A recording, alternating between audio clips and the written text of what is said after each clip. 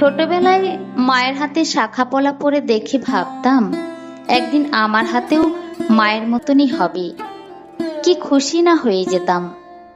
আহারে, তখন কি আর জানতাম এই শাখা পলায় মা মেয়ের মাঝে এসে দাঁড়াবে।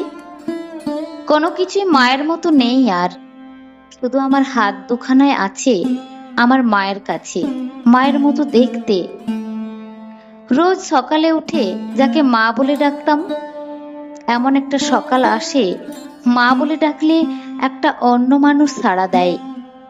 সেই চেনা গলাটা আর শোনা যায় না। যে জানলা দিয়ে রোজ আকাশ দেখতাম, সেই জানলা বদলে যায়। দূর থেকে যে গলিটা দেখে ভাবতাম এই তো বাড়ি এসে গেছি, হারিয়ে যায় সেই রাস্তার নামও।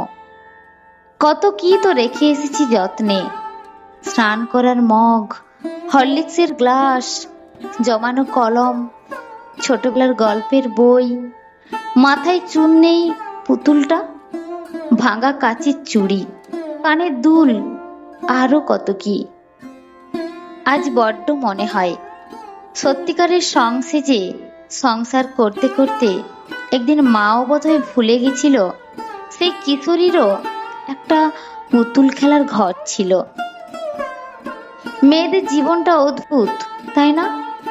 কিন্তু দিনের শেষে পাশে থাকা মানুষটা এসবের কিছুই টের পায় না, অনুভব করতেও পারে না।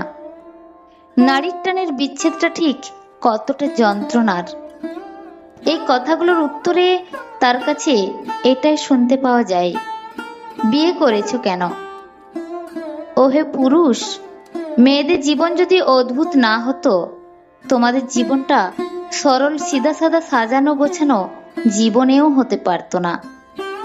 সব পাশে থাকা মানুষগুলো যদি এই অনুভূতিগুলো বুঝতে পারতো, তাহলে সব মেয়েদের জীবনগুলো সাজানো গোছানো হতে পারত।